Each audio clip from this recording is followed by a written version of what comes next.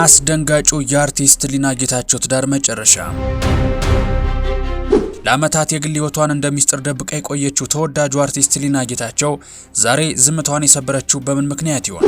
ህይወት አስተምራናለች ስንል በነጻ አይደለም፣ ትዳሬ ብዙ ዋጋ አስከፍሎኛል ስትል በድፍረት የምትናገረው ህሊና ማህበራዊ ሚዲያ ላይ በምትሰጠው ጠንካራ ምክር መነጋገሪያ ሆናለች። ማንም እናት ወዳ ሲንግል ማማት ነው። ማንም እናት አንዳንዶች ትዳር አፍራሽ በሚል ቢተቿትም ሌሎች ግን የሺ ሴቶች ድምጽ እያሉ ያወድሷታል። ዛሬ ስለ አነጋጋሪዋ በኢቲቪ ቃለ መጠይቋ እንዲሁም ስለ አነጋጋሪ የቲክቶክ ምክሮቿና ስለ አስደንጋጩ የትዳሯ መፍረስና ስለ ትዳር የአርቲስቷን ጽኑ አቋም በሰፊው ልናስቃኛችሁ ነው። እናንተ ብቻ እንደተለመደው ላይክና ሰብስክራይብ ሚሉ ነጭና ቀይ ቀለሞችን መታ እያደረጋችሁ አብራችሁኝ ጥቂት ዝለቁማ። ተወዳጇ የፊልም ተዋናይት ህሊና ጌታቸው በቲክቶክ ገጿ በተደጋጋሚ ሴቶች ራሳችሁን ምረጡ፣ መጥፎ ትዳር እስኪገላችሁ አትጠብቁ የሚል መልእክት ማስተላለፏ ፍቺን እያበረታታች ነው የሚል ብርቱ ትችት አስከትሎባት ነበር። ህሊና በአባይ ቲቪ ቀርባ ለዚህ ትችት ምላሽ ስትሰጥ አንዲት እናት በገዛ ፍቃዷ ብቻዋን ልጆቿን ለማሳደግ አሊያም ሲንግል ማም ለመሆን እንደማትመርጥ ነገር ግን ትዳሩ ሰላም የሌለውና ለልጆቿ እድገት የማይመች ሲሆን ለልጆቿ ሰላም ስትል ትዳሩን ትታ ለመውጣት እንደምትገደድ ገልጻለች።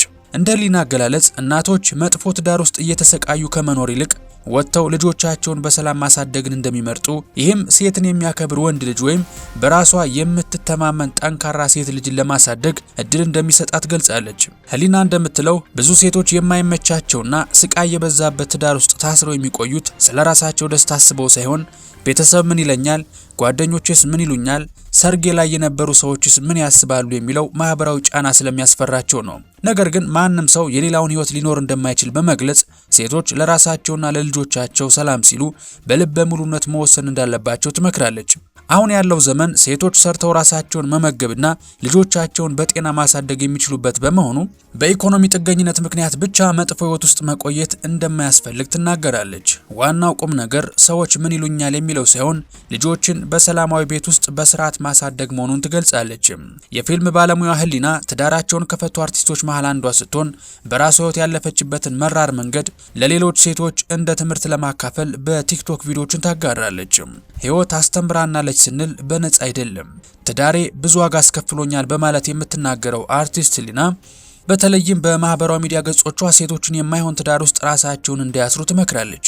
ብዙ ሴቶች ትዳራቸው ሲናጋ ልጅ ስንወልድ ይስተካከላል በሚል ተስፋ ስህተት ውስጥ እንደሚቆዩ በመጥቀስ ሰው በቀላሉ ይለወጣል ብሎ ማመን ዘበት ወይም የማይመስል ነገር መሆኑን ተናግራለች። ልጅ መውለድ ችግርን ከመፍታት ይልቅ ይበልጥ ኃላፊነትን እንደሚጨምርና መሰረቱ ያልተስተካከለ ትዳር ደግሞ በልጅ ምክንያት ብቻ ሊቀየር እንደማይችል ጠቅሳለች። ህሊና ስለ ትዳር መፍረስ በድፍረት ስትናገር ብዙዎች ፌሚኒስቱና ወንድ ጠላች ወይም ትዳርን ጠላች ብለው ይተቿታል።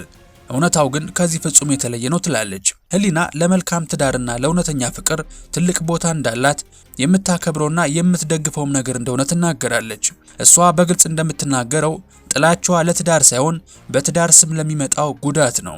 እኔ የጠላሁት ጉዳት ያለበትን ትዳር ነው የምትለው ህሊና ሴቶች መጥፎ ትዳር ውስጥ ተሰብረው መኖር የለባቸውም ስትል ሰላም ያለበትንና እውነተኛ ፍቅር የነገሰበትን ትዳር ግን ምንጊዜም እንደምታከብርና ለሁሉም እንደምትመኝ ትናገራለች። በተጨማሪም ህሊና ናርሲሲስት ወይም የበዛ ራስ ወዳድነትና ለራሳቸው ብቻ ትኩረትን የሚፈልጉ አጋሮች ባህሪያቸውን እንደማይቀይሩና እንዲህ አይነት ግንኙነት ውስጥ መቆየት ዋጋ እንደሌለው ተናግራለች። ይህ ንግግሯ ብዙዎችን ያስገረመ ሲሆን በርካታ ተከታታዮቿም የቀድሞ ባለቤቷ እንዲህ አይነት ባህሪ ነበረው ማለት ነው የሚሉ ግምቶችን እንዲሰነዝሩ አድርጓቸዋል። ህሊና በተለያዩ ቃለ መጠይቆቿ ላይ እጅግ አፍቃሪ ልብ እንዳላት ትናገራለች። ትዳር በፊልሞች ላይ እንደምናየው በሮማንስና በደስታ ብቻ የተሞላ ሳይሆን ሲገቡበት እጅግ የተለየና ጥንቃቄ የሚሻ መሆኑን ትገልጻለች።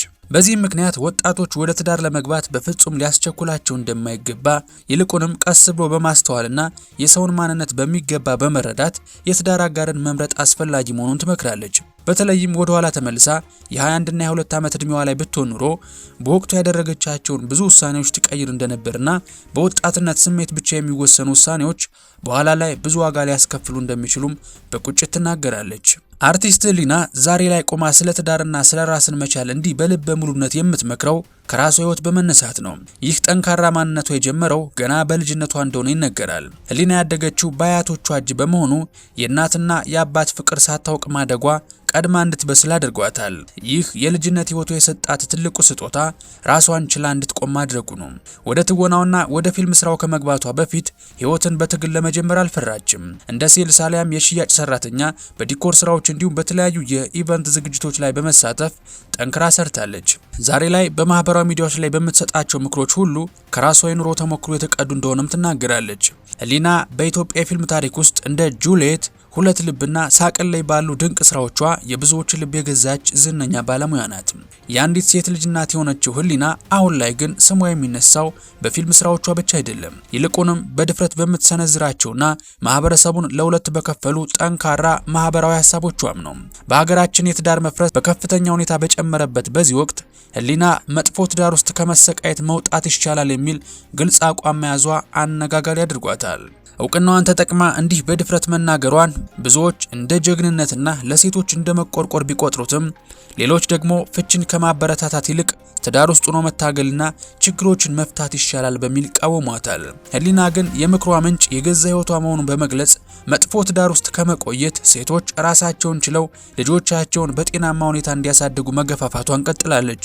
በፊልሞቿ የምናውቃት ህሊና ዛሬ ስለ ትዳር የምትሰጠው ምክር ደጋፊም ነቃፊም አትርፎላታል።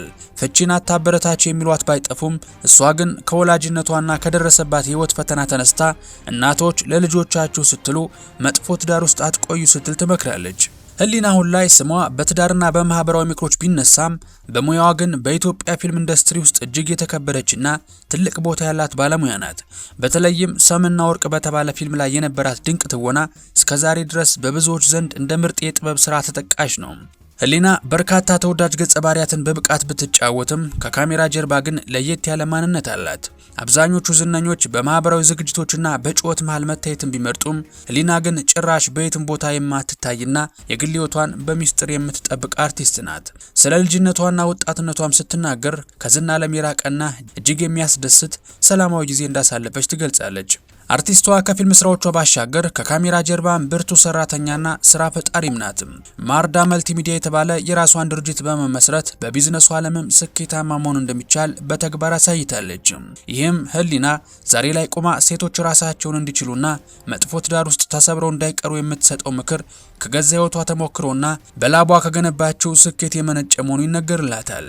በአጠቃላይ አርቲስት ህሊና ጌታቸው በተለያዩ መድረኮች እንደምትናገረው አቋሟ ጉዳት ያለበትን ትዳር መቃወም እንጂ በደፈናው የትዳር ተቃዋሚ መሆን አይደለም። ለፍቅርና ለተሳካ ትዳር ትልቅ ቦታ እንዳላት የምትገልጸው ህሊና የምትቃወመው በጋብቻ ስም የሚመጣን ማንኛውም አይነት ስነ ልቦናዊና አካላዊ ጫናን ነው።